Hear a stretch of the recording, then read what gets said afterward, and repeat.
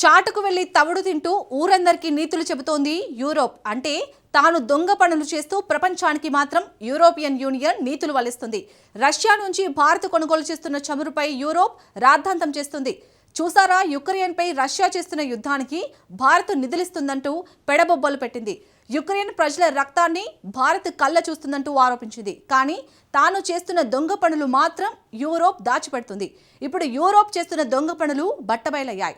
యుక్రెయిన్పై యుద్ధానికి దిగిన రష్యాకు ఎక్కువగా నిధులిస్తుంది యూరోపేనని స్పష్టంగా తెలిసింది. ఇందుకీ పుతిన్కి యూరోప్ ఎలా నిధులిస్తుంది?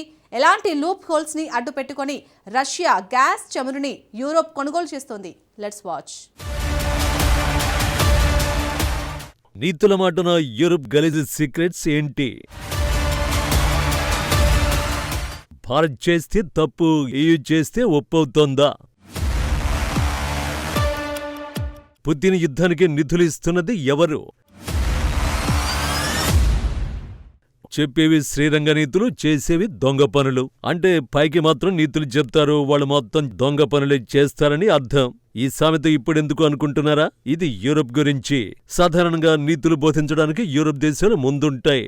అది చేయొద్దు, ఇది చేయొద్దు అంటూ ఇతర దేశాలకు యూరోప్ దేశాలు పాఠాలు చెబుతాయి. తమ విషయానికి వస్తే ఏమైనా చేయొచ్చు అన్నట్టు వ్యవహరిస్తాయి. నిజానికి ఇలా యూరోప్ వ్యవహరించడం కొత్తేమీ కాదు. తాజాగా యూరోప్ నోటి దురుసుకు మరో ఉదాహరణ ఇప్పుడు వెలుగులోకొచ్చింది. గత 5 ఏళ్లుగా రష్యా నుంచి చమురును కొనరాదంటూ భారత్కు యూరోప్ నీతి సూక్తులు చెప్పింది. రష్యా అధ్యక్షుడు వ్లాదిమిర్ పుతిన్ చేస్తున్న యుద్ధానికి భారతే నిధులిస్తోందంటూ యూరోప్ ఆరోపించింది. ఉక్రెయినియన్ల రక్తాన్ని ఆయిల్ రూపంలో భారత్ తాగుతోందని విమర్శించింది.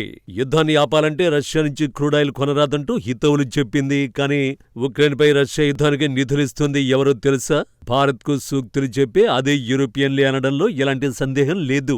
ఒకసారి తాజాగా వెలువడిన 2025 గణాంకాలు చూడండి. గత ఏడాది రష్యాకు ఏకంగా $840 కోట్ల ఎనర్జీ బిల్లులను యూరోప్ చెల్లించింది. యూరోప్కు రష్యా ఎల్ఎన్జీని ఎగుమతి చేస్తోంది. ఎల్ఎన్జీ అంటే లిక్విఫైడ్ న్యాచురల్ గ్యాస్. సహజ వాయువును ద్రవంగా మారే వరకు చల్లబరుస్తారు. సో ద్రవ రూపంలో గ్యాస్ను రవాణా చేయడం ఈజీ అవుతుంది.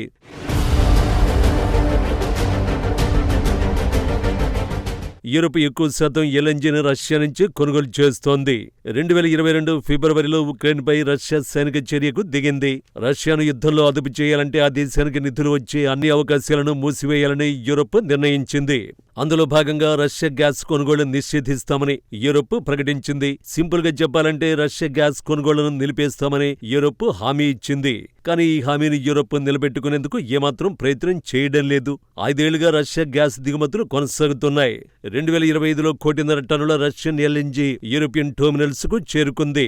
యమాల్ ఎల్ఎన్జీ అనే జాయింట్ వెంచర్ ద్వారా ఈ గ్యాస్ సరఫరా అయింది. ఇందులో అత్యధిక వాటాలు రష్యాకి చెందిన నోవాటెక్ అనే కంపెనీకి ఉన్నాయి. మిగతా వాటాలు ప్రపంచ దేశాలకు ఉన్నాయి. ఇందులో ఫ్రాన్స్ కు చెందిన టోటల్ ఎనర్జీ, చైనాకు చెందిన సిఎన్పికి కూడా వాటాలున్నాయి. 2024లో యమాల్ నుంచి యూరోప్ కు 75% ఎగుమతులు వెళ్లాయి. 2025లో ఆ గ్యాస్ ఎగుమతులు 76.1% పెరిగాయి. యూరోపియన్ దేశాల్లో ఫ్రాన్స్ అతి పెద్ద గ్యాస్ దిగుమతిదారుగా నిలిచింది. ఒక్క ముక్కలో చెప్పాలంటే రష్యా నుంచి యూరోప్ మరింత ఎక్కువగా గ్యాస్ ను కొనుగోలు చేస్తోంది. నిజం చెప్పాలంటే ఇది యూరోప్ కావాలని పెట్టిన ఓ లూప్ హోల్.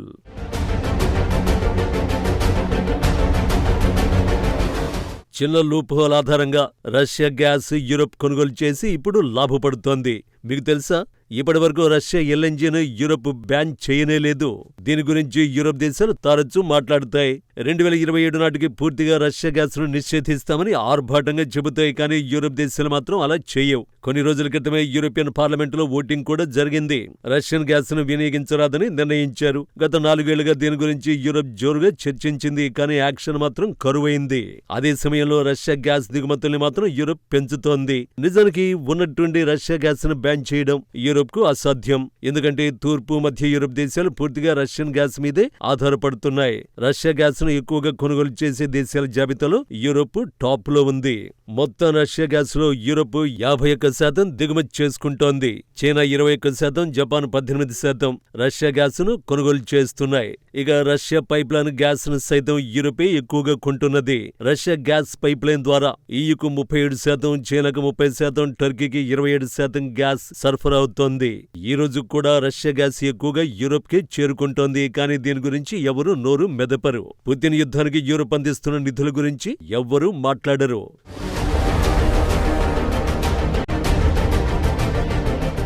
సూటిగా చెప్పాలంటే బ్రస్సెల్స్ పైకి నీతులు చెబుతూ ప్రపంచాన్ని మోసంతో తప్పుదారి పట్టేస్తోంది. బహిరంగంగా రష్యా ఆర్థిక వ్యవస్థను నాశనం చేస్తామంటూ శపథం చేస్తుంది. రష్యా చమురు ఇక నుంచి కొనుగోలు చేయమంటూ బీరాలు పలుకుతారు. కానీ రష్యా ఆర్థిక వ్యవస్థ కుప్పకూలిపోకుండా స్వయంగా అదే యూరోప్ లోలోపల సహకరిస్తుంది. రష్యా గ్యాస్ ను వదిలేయడానికి యూరోప్ అస్సలు ఇష్టపడడం లేదు. దొడ్డిదారిలో వారి మినహాయింపులను ఇచ్చుకుంటారు. యూరోప్ కు ఇబ్బందులు రాకుండా చట్టాలను బ్రస్సెల్స్ రూపొందిస్తుంది. ఇతరులేమైపోయినా ఇబ్బంది లేదన్నట్టు వ్యవహరిస్తారు. నిజంగా రష్యా గ్యాస్ ను కొనుగోలు చేయరాదని యూరోప్ భావిస్తే ఆంక్షలు విధించాలి. కానీ ఇప్పటి వరకు ఆ పని యూరోప్ చేయలేదు. ఎందుకంటే రష్యన్ గ్యాస్ లేకుండా యూరోప్ ఒక్కరోజు కూడా మనుగడ సాగించదు. రష్యా గ్యాస్ లేకపోతే ఒక్క ఇంట్లో కూడా పొయ్యి వెలగదు. ఆ దేశంలో హీటర్లు పనిచేయవు. అదే జరిగితే యూరోపియన్లకు కష్టాలు తప్పవు. ఇక క్రూడాయిల్ విషయంలోనూ యూరోప్ గలీజ్ ప్లాన్లని అమలు చేస్తోంది. ట్యాంకర్ నౌకల్లో రవాణా అయ్యే క్రూడాయిల్ పై యూరోప్ ఆంక్షలు విధించింది. కానీ పైప్ లైన్ ద్వారా సరఫరా అయ్యే క్రూడాయిల్ కు మాత్రం మినహాయింపులిచ్చింది.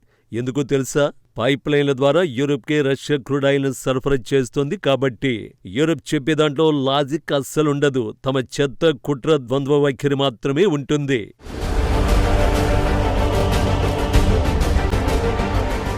ఇక యూరోప్ కపట నాటకానికి మరో ఉదాహరణ శుద్ధి చేసిన చమురు ఉత్పత్తులు. రిఫైన్డ్ క్రూడ్ ఉత్పత్తుల్ని బ్యాన్ చేయాలని EU నిర్ణయించింది. EU భాగస్వామ్య దేశాలు తమ భాగస్వాములైన కెనడా, UK, స్విట్జర్లాండ్ వంటి దేశాలకు ఈ నిషేధం నుంచి మినహాయింపునిచ్చాయి. సో ఇక్కడ యూరోప్ పక్షపాత వైఖరి స్పష్టంగా కనిపిస్తోంది. రష్యా LNG కోసం యూరోప్ వేల కోట్ల డాలర్లను వెచ్చిస్తోంది. ఆసియా కంటే యూరోపియన్ పోర్టులోకి యమాల్ గ్యాస్ ఎక్కువగా చేరుతోంది. యూరోప్కు చెందిన షిప్పులు ఎక్కువగా రష్యా నుంచి LNG గ్యాస్ ను సరఫరా చేస్తున్నాయి. రష్యా నుంచి ఎక్కువగా గ్యాస్ కొనుగోలు చేసే అతి పెద్ద యూరోపియన్ కస్టమర్ గా ఫ్రాన్స్ నిలుస్తోంది. ఫ్రాన్స్ కి చెందిన టోటల్ ఎనర్జీ సంస్థ రష్యన్ కంపెనీ యమాల్లో కీలకమైన పెట్టుబడిదారుగా మారింది. రష్యాకు ఎక్కువగా నిధులిస్తున్నది ఎవరు? యూరోప్ నిందిస్తున్నది ఎవరిని? రష్యా యుద్ధానికి యూరోపే నిధులు సమకూరుస్తోంది. కానీ నిందలను మాత్రం భారత్ పై యూరోప్ వేస్తోంది. రష్యా యుద్ధానికి బాధ్యులను చేస్తూ భారత్ ను ప్రపంచం ముందు దోషిగా నిలబెట్టే ప్రయత్నం యూరోప్ చేస్తోంది. రష్యా చమురును కొంటున్నందుకు ఎవరు ఎక్కువగా ఆంక్షలు ఎదుర్కొంటున్నారు? భారత్ మాత్రమే. యుద్ధానికి నిధులిస్తున్నారని ఏ దేశాన్ని నిందిస్తున్నారు? ఇండియాను మాత్రమే. రష్యా చమురును యథేచ్ఛగా అత్యధికంగా దిగుమతి చేసుకుంటున్నది ఎవరు? యూరోప్ మాత్రమే.